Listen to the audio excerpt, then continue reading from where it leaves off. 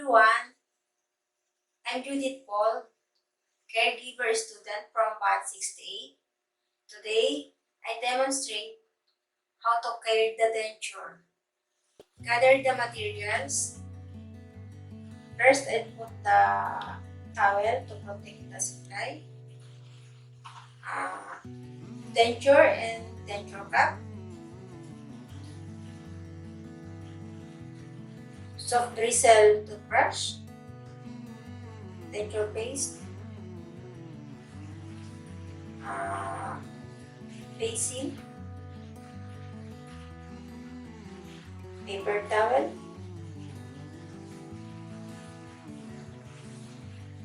and gloves. I have a extra towel.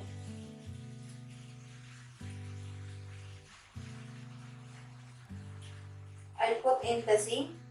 The purpose of the towel is to protect the denture if it is accidentally fall in the sink.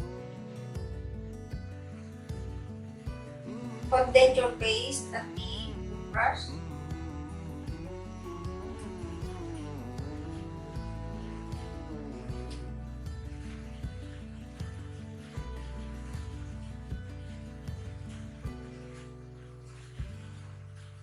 Then, dami ko plugs.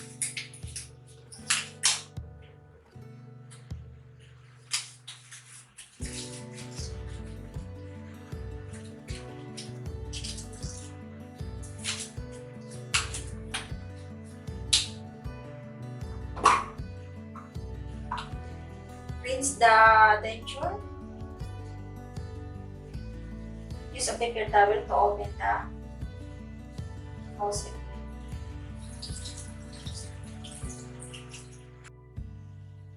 Rinse the denture cap. Use the paper towel to open the sink.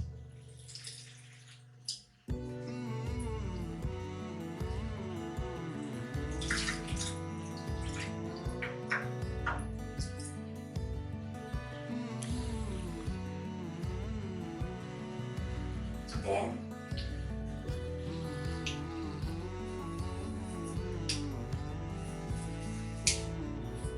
brush the inner part of the denture.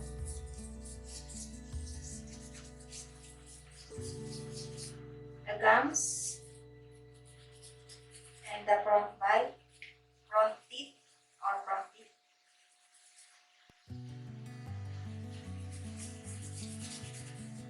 And the palate.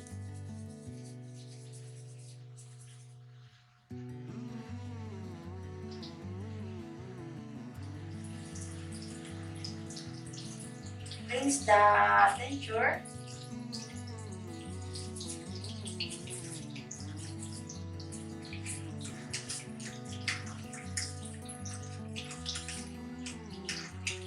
Make sure to remove the food particles. Remove the food particles.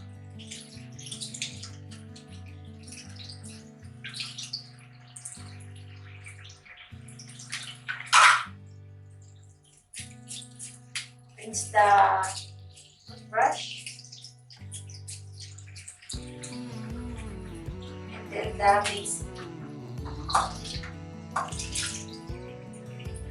Close the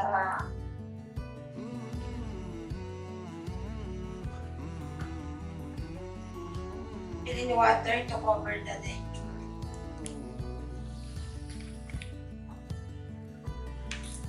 Next,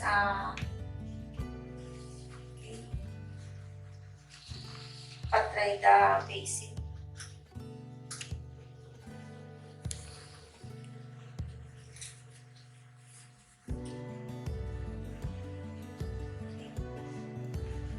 Throw the garbage. And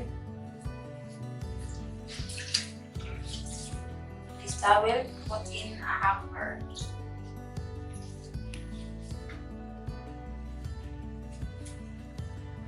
Then remove the